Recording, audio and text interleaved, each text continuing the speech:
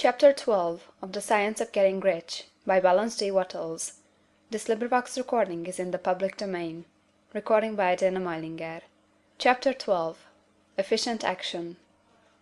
You must use your thought as directed in previous chapters, and begin to do what you can do where you are, and you must do all that you can do where you are. You can advance only by being larger than your present place, and no man is larger than his present place who leaves undone any of the work pertaining to that place. The world is advanced only by those who more than fill their present places.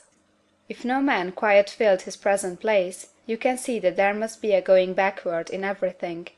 Those who do not quite fill their places are dead weight upon society, government, commerce, and industry. They must be carried along by others at a great expense. The progress of the world is retarded only by those who do not fill the places they are holding. They belong to a former age and a lower stage or plane of life, and their tendency is toward degeneration. No society could advance if every man was smaller than his place. Social evolution is guided by the law of physical and mental evolution. In the animal world, evolution is caused by excess of life. When an organism has more life than can be expressed in the functions of its own plane, it develops the organs of a higher plane, and a new species is originated.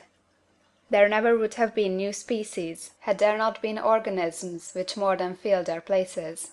The law is exactly the same for you. Your getting rich depends upon your applying this principle to your own affairs. Every day is either a successful day or a day of failure, and it is the successful days which get you what you want. If every day is a failure, you can never get rich, while if every day is a success, you cannot fail to get rich. If there is something that may be done today, and you do not do it, you have failed in so far as that thing is concerned, and the consequences may be more disastrous than you can imagine. You cannot foresee the results of even the most trivial act. You do not know the workings of all the forces that have been set moving in your behalf. Much may be depending on your doing some simple act. It may be the very thing which is to open the door of opportunity to very great possibilities. You can never know all the combinations which Supreme Intelligence is making for you in the world of things and of human affairs. Your neglect or failure to do some small thing may cause a long delay in getting what you want. Do, every day, all that can be done that day. There is, however, a limitation or qualification of the above that you must take into account.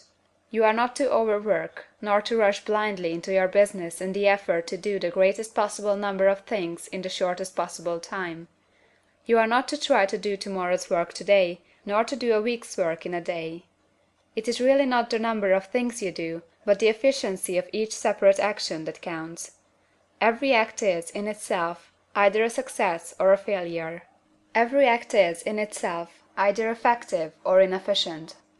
Every inefficient act is a failure, and if you spend your life in doing inefficient acts, your whole life will be a failure. The more things you do, the worse is for you, if all your acts are inefficient ones. On the other hand, every efficient act is a success in itself, and if every act of your life is an efficient one, your whole life must be a success. The cause of failure is doing too many things in an inefficient manner, and not doing enough things in an efficient manner. You will see that it is a self-evident proposition that if you do not do any inefficient acts, and if you do a sufficient number of efficient acts, you will become rich. If now it is possible for you to make each act an efficient one, you see again that the getting of riches is reduced to an exact science like mathematics. The matter turns then on the questions whether you can make each separate act a success in itself, and this you can certainly do. You can make each act a success, because all power is working with you, and all power cannot fail. Power is at your service, and to make each act efficient, you have only to put power into it. Every action is either strong or weak, and when every one is strong, you are acting in the certain way which will make you rich. Every act can be made strong and efficient by holding your vision while you are doing it, and putting the whole power of your faith and purpose into it. It is at this point that people fail to separate mental power from personal action. They use the power of mind in one place and at one time, and they act in another place and at another time. So their acts are not successful in themselves. Too many of them are inefficient. But if all power goes into every act, no matter how commonplace, every act will be a success in itself; and as in the nature of things every success opens the way to other successes, your progress toward what you want, and the progress of what you want toward you, will become increasingly rapid. Remember that successful action is cumulative in its results.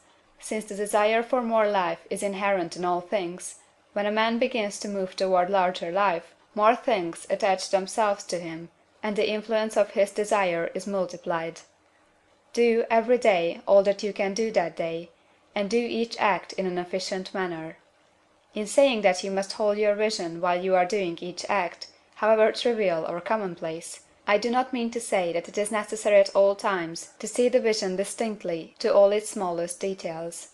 It should be the work of your leisure hours to use your imagination on the details of your vision, and to contemplate them until they are firmly fixed upon memory. If you wish speedy results, spend practically all your spare time in this practice.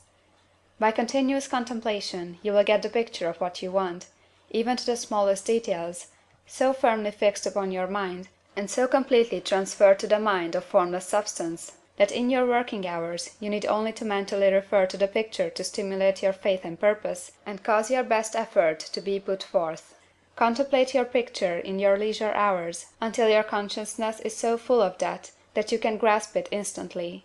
You will become so enthused in its bright promises that the mere thought of it will call forth the strongest energies of your whole being. Let us again repeat our syllabus, and by slightly changing the closing statements, bring it to the point we have now reached. There is a thinking stuff from which all things are made, and which, in its original state, permeates, penetrates, and fills the interspaces of the universe. A thought, in this substance, produces the thing that is imaged by the thought. Man can form things in his thought, and, by impressing his thought upon formless substance, can cause the thing he thinks about to be created. In order to do this, man must pass from the competitive to the creative mind. He must form a clear mental picture of the things he wants, and do, with faith and purpose, all that can be done each day, doing each separate thing in an efficient manner. End of chapter 12.